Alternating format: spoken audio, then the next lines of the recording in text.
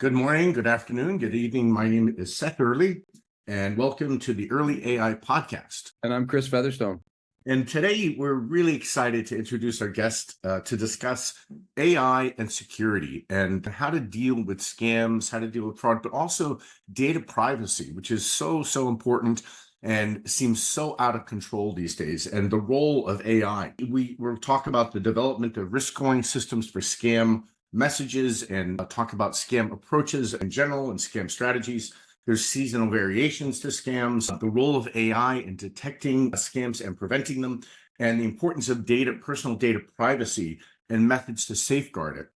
Our guest today is a visionary in the field of cybersecurity and risk assessment with an impressive background that includes developing a pioneering risk scoring system for scam messages with a focus on visualizing risk levels. Having previously launched digital products, he now serves as Chief Innovation Officer at Aura, a cybersecurity company in Boston. Currently based in Dubai. Yuri Dvoinos, welcome to the show. Did I get your name right? You did, and thank you for having me. Silent D, it's spelled with the D, but you don't have to say anything about the D. And you are originally from Ukraine, correct? I am Ukrainian, yes. I was raised and born there. I've been living in Dubai for the last 10 years. I moved to there a long time ago, and somehow I'm still here.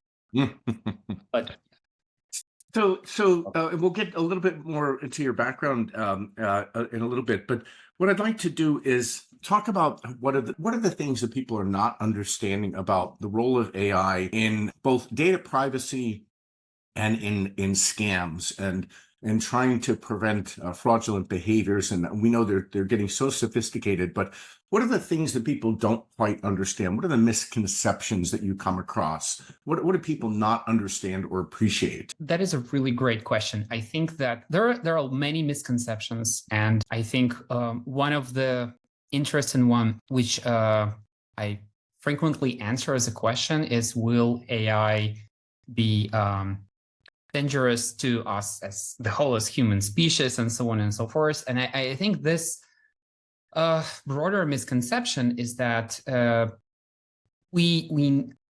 believe that AI is a technology, and like any other technology is a tool and can be used to serve many different purposes.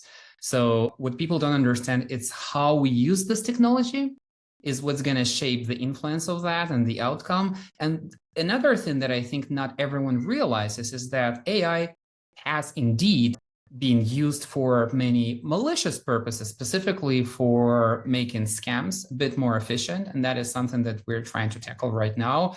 And of course, we are using AI for the greater good purposes. So I guess similar with electricity or internet, AI is being widely adopted by everyone, and it influences our lives. And we probably don't really track that, but it does happen. It is happening. Yeah, and I think one of the things that we talked about in our prep call was that there's this kind of belief in a way that the horse is already out of the gate when it comes to data privacy.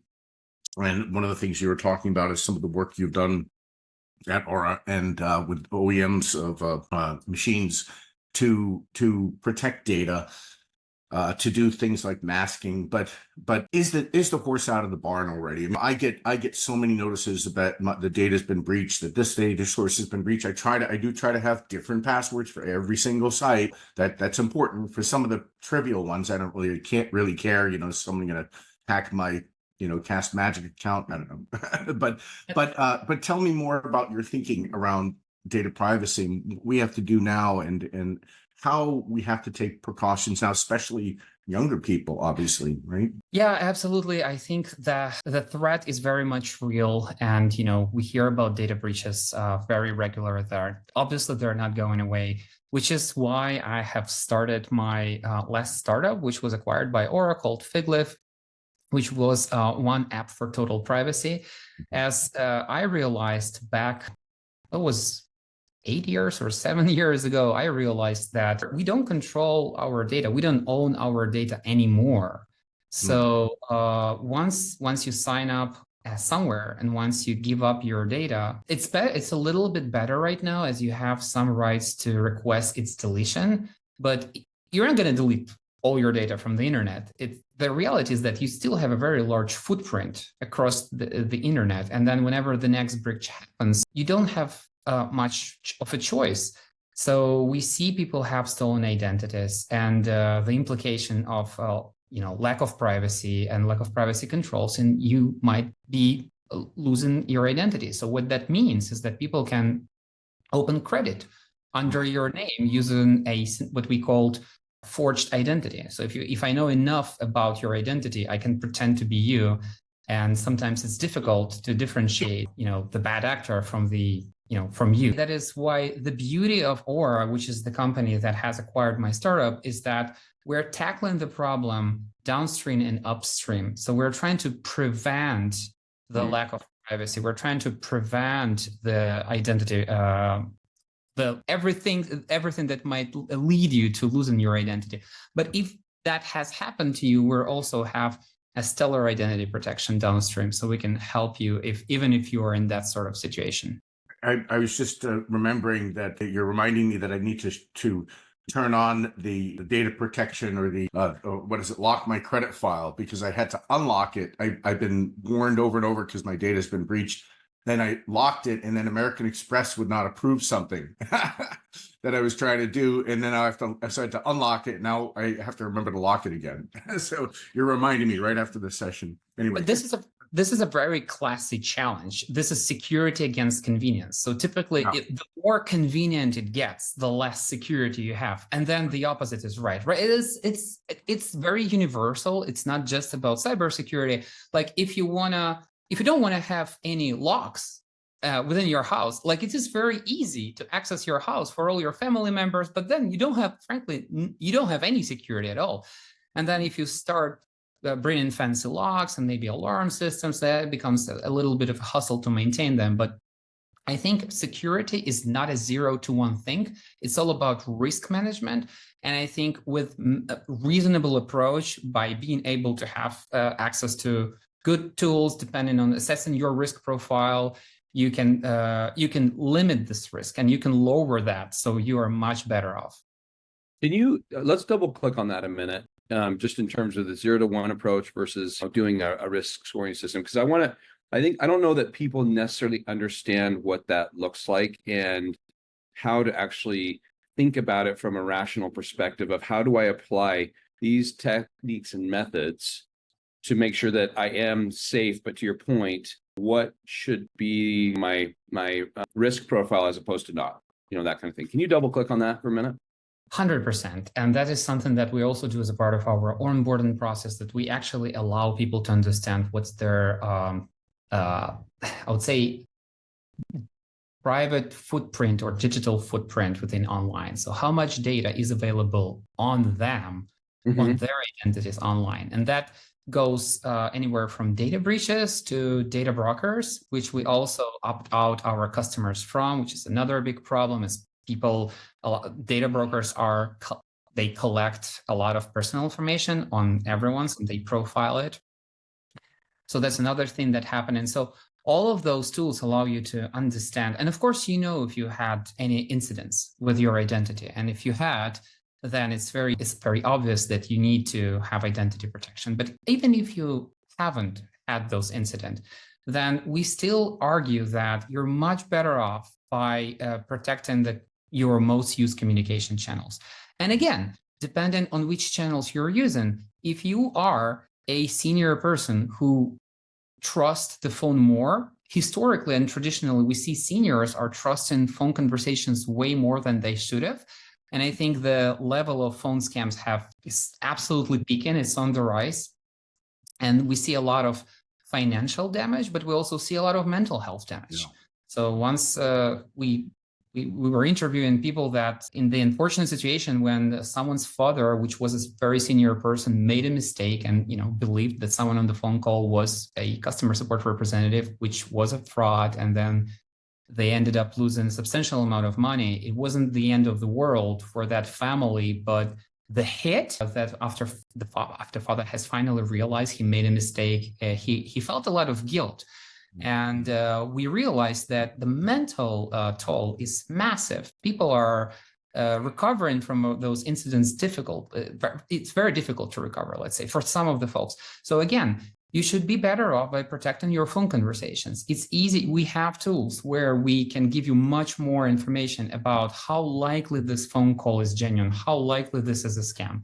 And the opposite is true. If you are younger, you might be trusting Instagram messages much more than you may should be. So you may want to check the links that you receive for the DMs. You may want to install an AI email copilot that will be checking every single email that you are receiving for gazillions of risk factors, which in our modern world, zero chance we will be able to scan every single email for 5,555 criteria. It's just not going to happen. So it is this fast pace of life. We're always in a hurry. We're always on the go. We're doing something. We're focused on something that scammers are also abusing to some extent. And being mindful of that, being mindful of our imperfections, of our disposition to trust, and the risk being out there is a good starting point for that. I always recommend people to consider. And then which tools do you want to use? How do you want to use those tools? This comes second.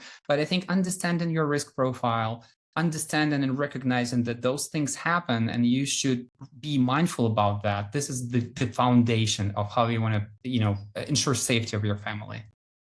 Wow, that's interesting. There's so much. I had a gentleman that tried to hack my Facebook account, and he said, I'm gonna basically take over your account, give me $1,000 or else. And I'm like, you mean this? And I deleted it, right? And once, because I don't keep, like to your point, my comfort level is not in my social media. My comfort level is more in my financial institutions and the things that I've built up over time, because of where I sit in my demographic. And so when I did it, then I was texting him and I just said, hey, I want to understand what you're doing and why. And he's like, come on, you don't really want to understand this. I'm like, no, I want to understand what your motivation is. And most of it was his job. So I don't think that people get the fact that the people that are actually doing this, they're being employed by other groups to go after, these accounts and then, of course, portraying themselves as others and the things like that. So it was really interesting to kind of get his take on what was happening. And then he tried to come back and say, no, I need $1,000 for this. I'm like, sorry, buddy, this stuff's, deleted. I'm not your profile candidate. Yeah. That is very much true. People who are doing that, they are part of the organized crime, but, and maybe some of them were forced or there were fortunate situation in their circumstances in their life that they, somehow got into that. But I've seen something similar with the pig butchery scam that they are quite common these days.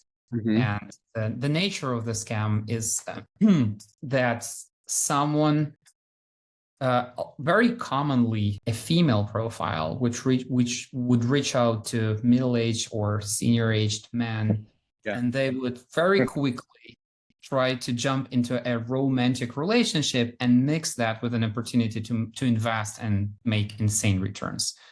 And then as you invest in a non-existent platform, which looks legit, the platform shows you that you just made huge return and you basically are getting rich. So they lure you into investing more and more, but essentially you just lost all of that because you will never be able to take those money out. Yeah. It's sad. They're targeting our older demographics for a lot of this too, and just taking them for everything they're worth. I've had no less than at least directly 5 or 6 people that I know that their parents single, lonely, and older, and then their life savings are gone because of these types of the promise of like you said, just the mental side of it, not even the financial side. So, but taking them for everything. Sad. What's interesting about AI, so what people don't understand that a lot of times those chats, they wouldn't be chatting with a real actual person. A lot of times this would be a bot or a script or a large language model that would be programmed in order to chat.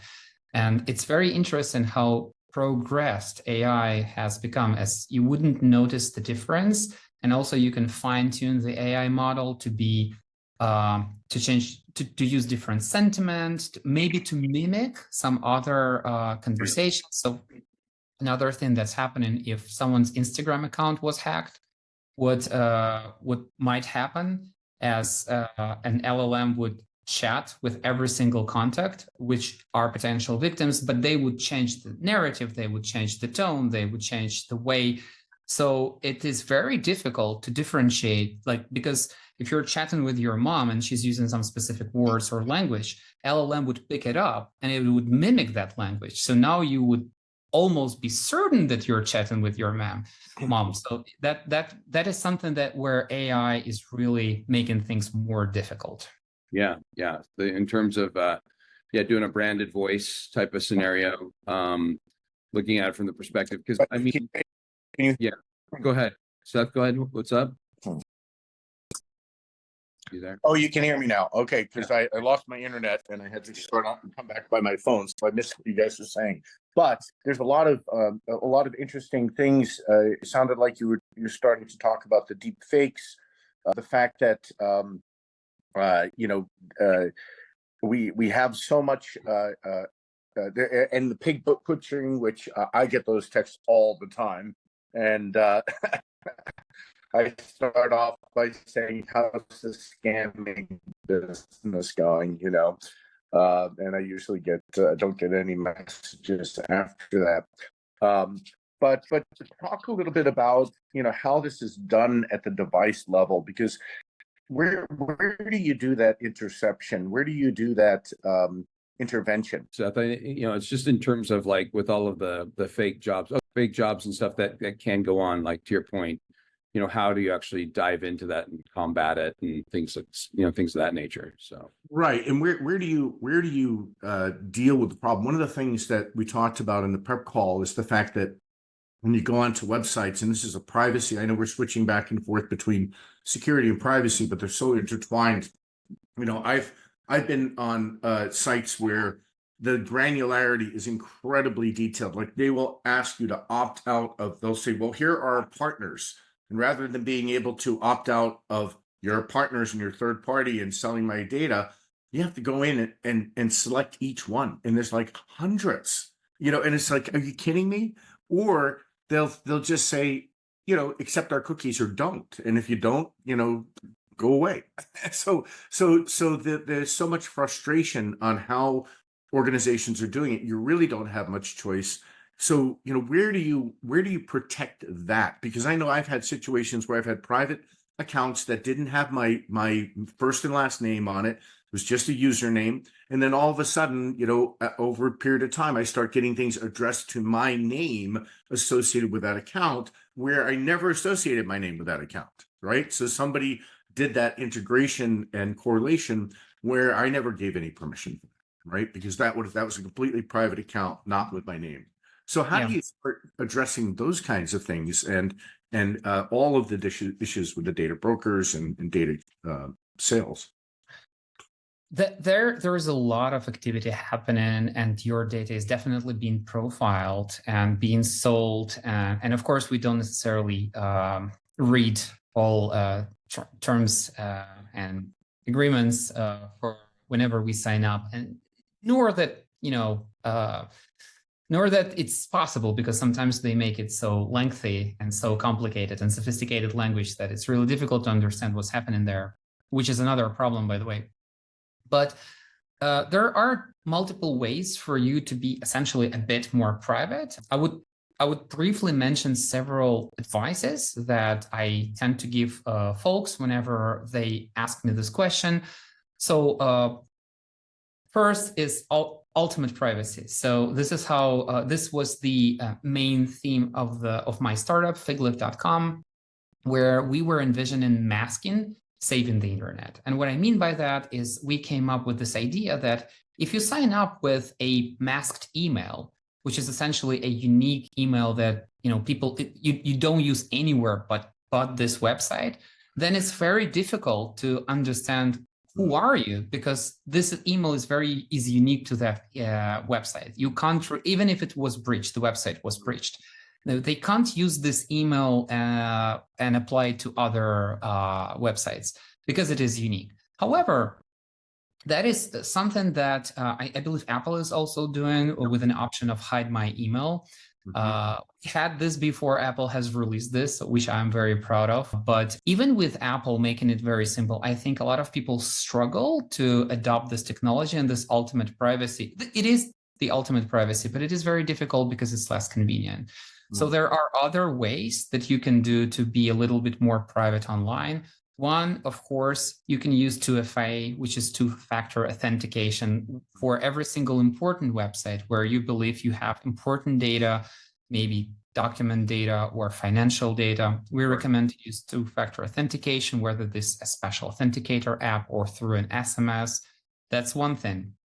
The other thing is that whenever you're in public Wi-Fi, we do recommend to use a VPN, so everything you do online is encrypted.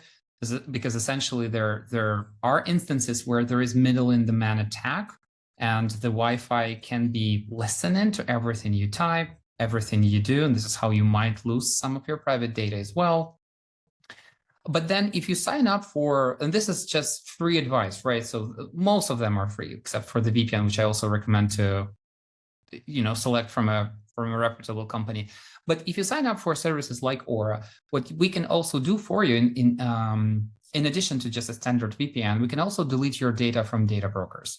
And a lot of people don't know they exist, and they profile your data and then they sell it. So what we are doing, we are automating deletion requests on your behalf for most of the largest data brokers out there. So you don't have to do anything. Once you have subscribed for the service, it just happens automatically. And this is also an ongoing process. And this is how we systematically work to get your digital footprint under control and contain the exposure of your private data. Yeah, that's definitely something that's necessary.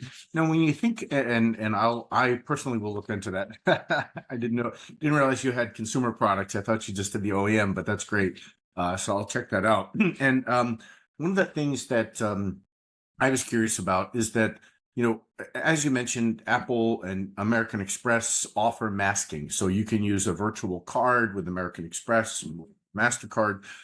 You can do masking. And I haven't used masking because I'm not sure how that, I'm not sure the level of inconvenience that adds. And I'm like, well, I just want to log in with my regular email address. So I don't want to have to remember. I don't know if that happens automatically, but I haven't checked into that. But so if you mask your email, do you have to now use that virtual email, or that's automatic? That's all automatic. That happens behind the scenes. It is automatic. It does happen behind the scenes. The inconvenience that you have with that setup is that you have to remember for which website you decided to hide your email, and instead of with your regular one, you need to realize, I need to use this weird hide my email thing. Right. I forget which one I sign in with Apple versus my regular email address, and that can be confusing. But where it gets you is if you, like, I had a fraudulent charge that I thought was fraudulent, and when I called the merchant, they were using a different card number. I had no idea what the card number was. I'm like, yeah, of course that's fraud. That's not my card number. Had I known that it was actually a masked number from my original number, right, to actually do that charge. So I'm in this chasing my tail in a loop, trying to figure out what the data was. So one of the things that, that's a really good point. It does add complexity, as you say. There's a trade-off between convenience and security. But one of the questions I have is, how is your algorithm? So most of the email providers have spam filters and will mark things as, Microsoft Office 365 will mark things as spam or phishing or whatever. How is your algorithm different, and how is it complementary to those things? Sure. I think the most interesting algorithm that we have come up with, which also includes AI, getting back to the topic starter, is that we believe that we need to balance the security and convenience. Rather than getting completely off the grid, which we find is appropriate for some circumstances where the website is shady. You don't even want to sign up with your actual email and stuff like that. We believe that the balanced approach is where when we check most of the incoming communication, and we check all of the messages that are being sent to you over the social media, over the SMS, the email, and the phone calls. And that approach allows you to, maybe your data was exposed, maybe you will be exposed to a little bit of more communication, but what we can offer is we can offer almost an augmented reality that you will be looking at every single incoming email, let's say, and AI have already scanned that email. And AI will tell you, okay, so the risk score for this communication is X. And now you're way more empowered and informed about the risk that's happening around you. And that the beauty of that, you don't necessarily have to change any behavior, anything that you were used to. You're pretty much, it's business as usual for most of us. But then you are using a lot of powerful technology to stay on high alert. And even if sometimes people don't realize that they're being pressured psychologically, or there is a sense of urgency someone is applying. And since they don't realize they're chatting with someone else who is pretending to be someone you trust, they may bite that and make decisions that they're going to regret about. Right. The good thing about AI, it's not going to happen with AI. Immediately, AI will pick this up and will immediately tell you that you have to stay on high alert. And sometimes all it takes is someone to tell you that something is shady right here, right now, which I think is a really cool balance, because we're not fully addressing that. We're just raising awareness, but because it happens in the real time, it's very, very handy. And you don't have to change your behavior. So I think this approach is way more balanced, and we're really big believers into that. One of the things that we talked about was that these things are getting increasingly creative, and it is an arms race. And so, I get a lot of emails from allegedly, our employees asking to change account numbers, right, to change their direct deposit. And by the way, the preferred scamming bank is Green Dot Bank. Anything in Green Dot is problematic. I also had a fraudulent a fraudulent store opened in, blanking on the name of the tool, Salesify, right? Salsify, yeah. Which then ended up depositing a $5,000 check into a Green Dot account, which I got a debit card in the mail, and I got an email saying there's money in your account. And I'm like, I never applied for this. And by the way, what's this $5,000 doing in here, right? And I didn't understand how they were going to deal with this, but I reached out. It was a QuickBooks debit card. So they must have gotten all the information to be able to open this stuff. And then I still had problems. There were multiple stores that were opened, and I had to return this money, and I had to say, look, and then I just got a check the other day in the mail for like some refund of $50. I'm like, what is going on here? So this is still not resolved, even though the bank said my social security number was flagged. The software company, the e-store, said my number was flagged. Now this isn't my company name. I mean, again, very, very sophisticated, interesting things, but I don't understand their end game when they're depositing this money.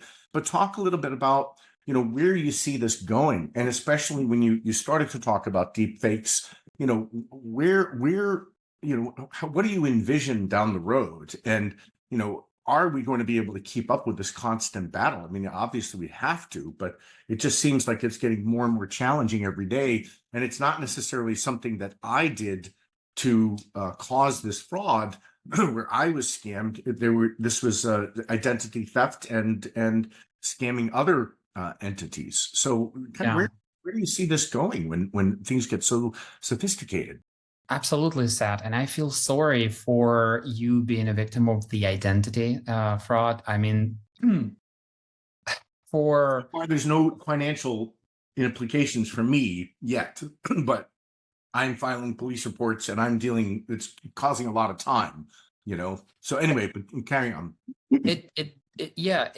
At a bare minimum, it's tremendous long-term inconvenience, which is probably the most optimistic outcome if in your case. And I think your story, just in and of itself, is the reason why Aura exists and why we're here. Mm.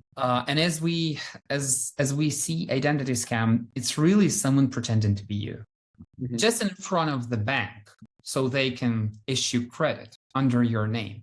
But the same dynamics is also happening in other instances. So, for example, a very common corporate scam, which is now we see tend to roll out into the consumer world as well, as I suspect with AI, it's getting more cost effective, if you will, when people are pretending to be a legitimate company and they send you fake invoices.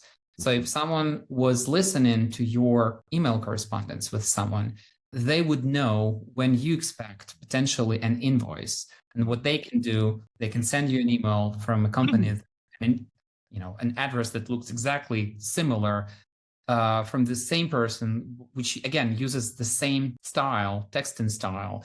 So it's very difficult for you to recognize this as being a scam. While this being primitive, it is efficient. We see that people are, it works. People are trusting those emails. But with AI is progressing so fast, not only we see this with text, but we also see this with audio. And what I mean by that is that it is easy right now to create a voice synthesizer that would mimic your voice or someone else's voice. And you don't even, it used to be where they would need a sample of half an hour or 15 minutes talking to that, and that would be still, okay, somewhat similar. Now they can start mimicking your voice with a much smaller sample, almost like a 10 to 30 seconds sample.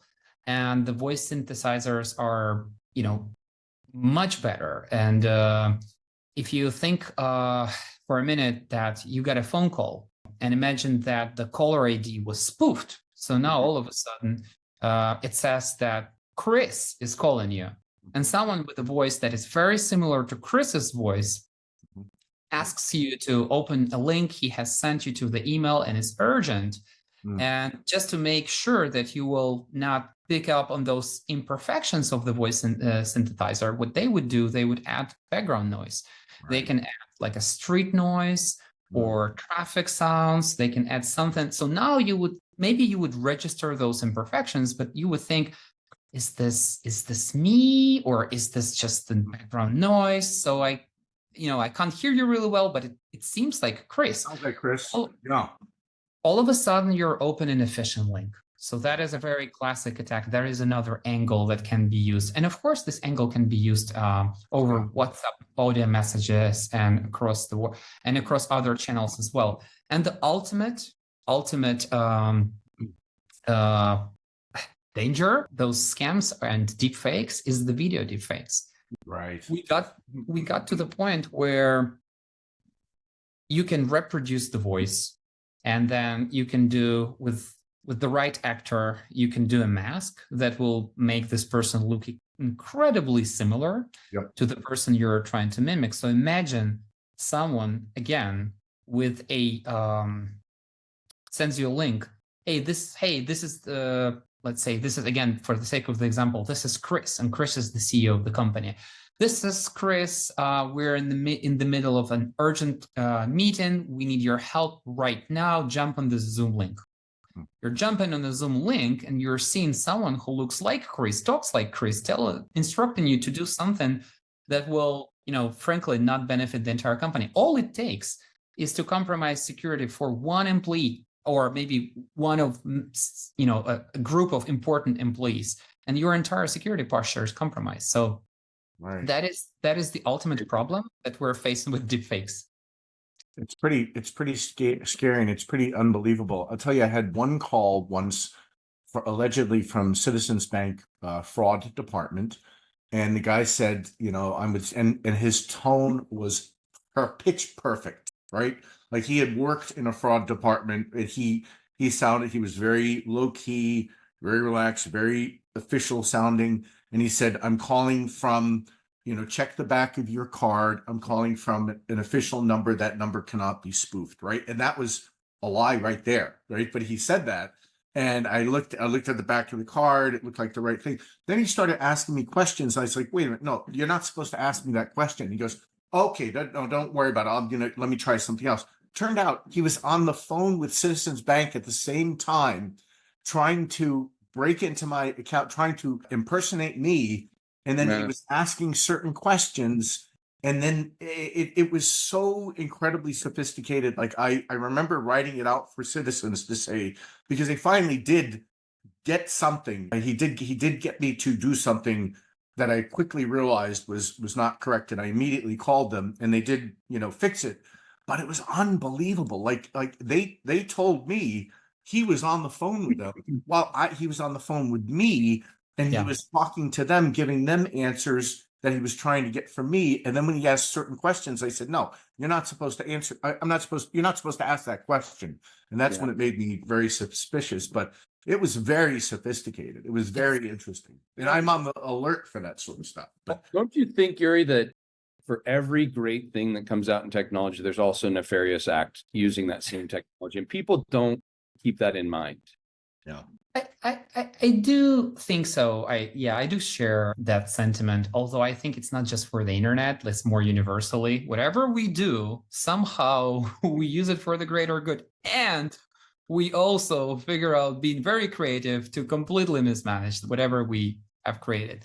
But the phone call, the trick, a very common trick is that tricks a lot of people is the spoofing, the phone number spoofing. So here, for Aura customers, for example, at a certain plan, for family plan or the suite, we do offer a service called call protection. And what it will do, it will route all unknown calls, which are calls from not from your contacts. It will route to Aura, and then we will understand the risk profile for that specific phone number, and we will always rewrite the CNAME. And the CNAME is the parameter that shows up instead of the phone number. And that is what people don't understand, that instead of the phone number, the convenience of the technology allows us to show something, which is called the CNAME or the caller ID. But that can be another phone number. That can be your phone number. That can be And that's what's so crazy. It's like, how can that system be so open to that type of lack of security? I mean, it's just mind-boggling. When they came up with integrated services digital network, when the first reiteration or redesign or revamping of the phone system back from the analog days to the digital days, right? To leave those gaping security holes is just unbelievable. Like it's mind-boggling. But people don't know how common is that still. I think it's getting better, but it's still extremely common. So somehow people are finding loopholes in the system to continue abuse the CNAME. But for anyone who uses Oracle protection, that will never happen, because we never allow custom CNAMEs. We would always rewrite this either to the original number or to the CNAME that we can verify. Yeah, and just as people know that in this podcast, we don't typically like pitch products, but I think this is really a product that people should be aware of and take advantage of, because it's right. So this is it's not a sales pitch. It's just information and education, because certainly stuff I need. People don't know where to go get stuff either. I mean, they problems are, if they go out and they just do general searches and stuff, they're very expensive, and or don't know, like you're saying, phone masking. Yeah, exactly. Well, whether they're a scam themselves. Yeah, right? exactly. Imagine that, look at the companies that are advertising themselves as security companies that are scammers. And or causing problems. Yeah. And scams today are so universal that, if you're a senior person, they have the phone call scam. If you're a younger person, they have the Instagram scams. There are so many different scams. Another interesting thing that we're seeing is scams towards minors. So we see, and I suspect so the nature of the scam, and you said you're seeing minors, for kids. Oh, kids. Okay. Yep. Yes, what we are seeing is that a lot of automated accounts that pretend to be female accounts, they would target younger boys, and they would trick them into sending their intimate photos or videos. Yes. That, of course, is a scam. And a lot of times they would blackmail those boys. And we Yes. had those very unfortunate incidents out of Canada in British Columbia where this was way too much and one child wasn't able to cope with that. Yes. And British Columbia, they even come up with this ridiculously provocative public campaign to raise awareness about that, because those scams are very common. But Yes. and it's the large language model that tricks people behind the scenes. Yeah, and more than one child has ended their lives. I mean, they have, and then the scammer communicated to the child's sister or somebody else close to them that they'll ruin their reputation. I mean, they're so heartless and so sociopathic in what they're doing, and it's mind-boggling. It's like the lack of humanity and the damage that's doing, and the psychological damage. But even the things you talked about, like the deep fakes of kids in middle school, even though people know it's fake, it is devastatingly traumatic for them. It is horrendous. I mean, I agree. The psychological toll is just mind-boggling.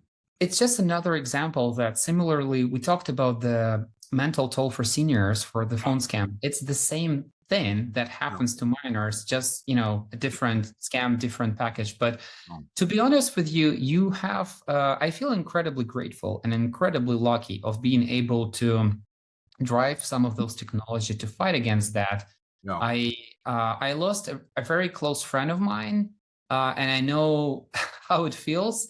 And we are building something that I truly believe is for the greater good and that can make a difference. And every single day I come to work restless and so hard to come up with those things that people will pick up, that to ensure that our company can, and not just our company, but just overall the society, we can be a little bit more aware. And I love doing podcasts. I love talking about these things because I'm so surprised and shocked to some extent that people still don't understand the level of risks around them and what's happening, what's possible, and some very basic foundational protection techniques.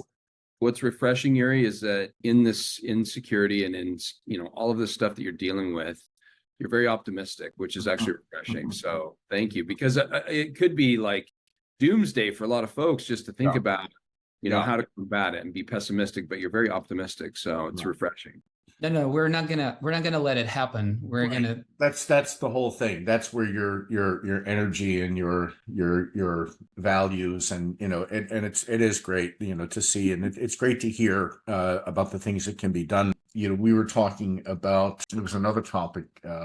I can while we're thinking where do we steer the conversation, I can give one free practical advice, which doesn't involve subscribing to any fancy service or any cybersecurity product per se. It's free. We all can do that.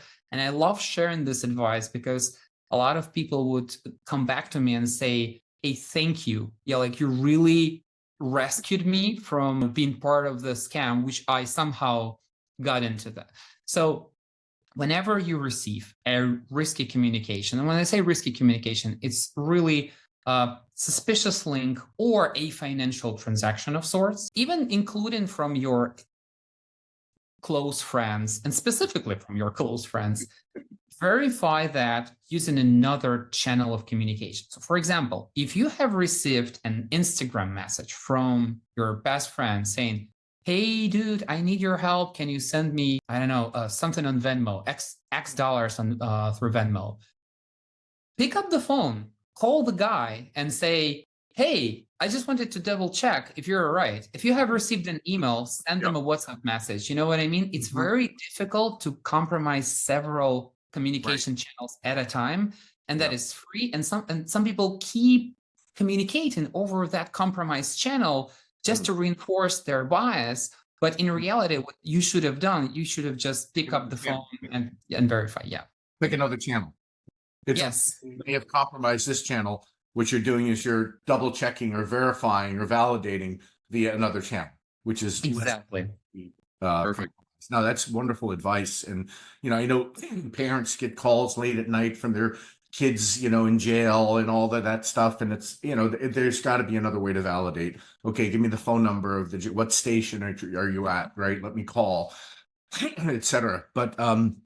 But it is, it is interesting. Like you say, it is an arms race, and the deep fakes. I think the other thing that we talked about a little bit is, the use of deep fakes on social media to move ideological ideas forward and to kind of present things, and how you said that, people can no longer just believe what they see. They have to think critically. And one of the issues around that is that the things that get the most attention, the algorithms are optimized for attention, and they're optimized for engagement. And engagement happens not through things that are factually correct necessarily, but things that are emotionally escalating or emotionally triggering, right? So the things that are emotionally triggering many times are false. They're just not true. And yet those are the things that get, so it's one of those things where, reading something before you forward it, right? Or reading something before you share it, or researching, or not taking things at face value. We do need, as a society, to become better critical thinkers when we are seeing this stuff, and ask if, there's a nefarious motive behind this, or what the motive of the sender is, right? Rather than just kind of blindly taking things and say, wow, this is an incredible video, this is awful. Well, it could be a deep fake, right? It could be false. So this is probably the obstacle that is the most painful, as it will require us to rewire ourselves for at least a little bit. And I guess we're witnessing that the world is changing, the informational space is changing, and we are one step from not being able to trust what we see, which is the first time, if you think about that, it's the first time throughout human history that we're facing such a problem. Like, it's always been the opposite. If you have seen something, then it has happened. you can believe. And of course, when you see a Hollywood movie, it's a movie, right? So you don't really apply that. But if you see someone in the news, or if you see a video of something's happening, then it most certainly has happened. Well, that's not going to be the case anymore. And and unfortunately, the implication is that, one, it can be misinformation. So people might be able to spread some goofy conspiracy theories, like the world is flat and so on and so forth, which some people take it with a pinch of humor, and it's not flat. Yeah. But right. But unfortunately, the disinformation is a much more alarming threat, because now, once people have discovered that they have this instrument of manipulating our opinion by creating a deep fake, then of course we can face things that haven't happened, news that aren't true. So the fact check is going to be critical for us to move forward and be realistic. Yeah, Yuri, this has been so much fun. I really enjoyed chatting. I do want to ask you, what do you do for fun? I know you just got back from vacation. I know you have a son. Tell me a little bit about what you do in your personal life. Right. I tend to joke that I used to have many hobbies before I got 2 kids. Now all I do is just I spend some time with my kids. But how old are they now? They are 2 and 4. So my oldest is 4-year-old. She's She's great ages, man. Boy and a girl? Yes, boy and a girl. Youngest is a boy, so we're blessed with those couple. They're also great characters, but we do spend a whole lot of time together. Me and my wife will love hiking. Nice.